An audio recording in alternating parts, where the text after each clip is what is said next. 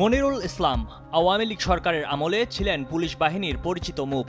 প্রভাবশালী কর্মকর্তা হিসেবেও পরিচিতি ছিল তার। গত ৫ আগস্ট গণঅভ্যুত্থানের মধ্য দিয়ে আওয়ামী লীগ সরকার পতন হলে স্পেশাল ব্রাঞ্চ এসবি প্রধান মনিরুল ইসলাম চলে যান আত্মগোপনে। তাকে পাঠানো হয় বাধ্যতামূলক অবসরে। তার বিরুদ্ধে রয়েছে একাধিক মামলা, তবে তাকে আটক করতে ব্যর্থ হয়েছে আইনশৃঙ্খলা রক্ষাকারী বাহিনীর নানান চেষ্টা। অবশেষে জানা গেল সবার চোখ ফাঁকি দিয়ে তিনি চলে গেছেন ভারতের দিল্লিতে।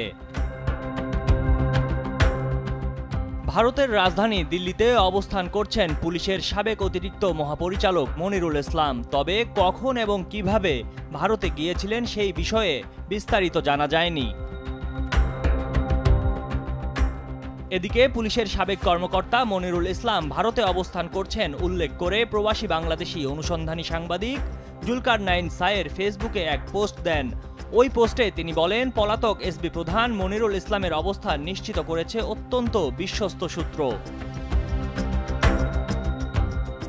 ভারতের রাজধানী দিল্লির কনট প্লেসের একটি গ্রোসারি স্টোরে মনিরুল ইসলামকে কিছু নিত্য প্রয়োজনীয় দ্রব্য কেনার সময় ক্যামেরাবন্দি করা হয়েছে, এমন তথ্য জানিয়েছেন জুলকারনাইন সায়ের।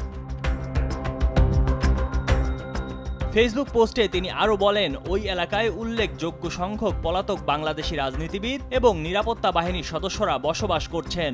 বন্ধুপ্রতিম দেশ হিসেবে ভারত সরকারের উচিত অনতিবিলম্বে এদের খুঁজে বের করে বাংলাদেশের যথাযথ কর্তৃপক্ষের কাছে হস্তান্তর করা। এদিকে বৈষম্য বিরোধী ছাত্র আন্দোলন দমনের নামে সাবেক প্রধানমন্ত্রীর কার্যালয় থেকে ২৫ কোটি টাকা আনার অভিযোগ ওঠার পর ফোনে এ কর্মকর্তার সাক্ষাৎকার নেয় একটি ঢাকার সংবাদ মাধ্যম।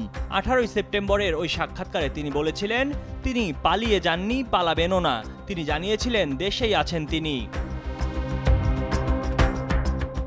সবশেষ এক সাক্ষাৎকারে নিজেই দেশত্যাগের বিষয়টি গণমাধ্যমকে নিশ্চিত করে মনিরুল ইসলাম জানিয়েছেন, নিরাপত্তাজনিত উদ্বেগ থেকেই দেশ ত্যাগ করেছেন।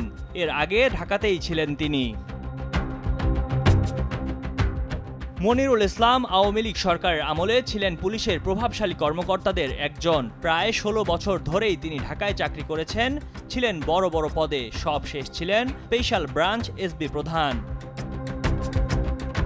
ময়ূখ ইসলাম, কালের কণ্ঠ।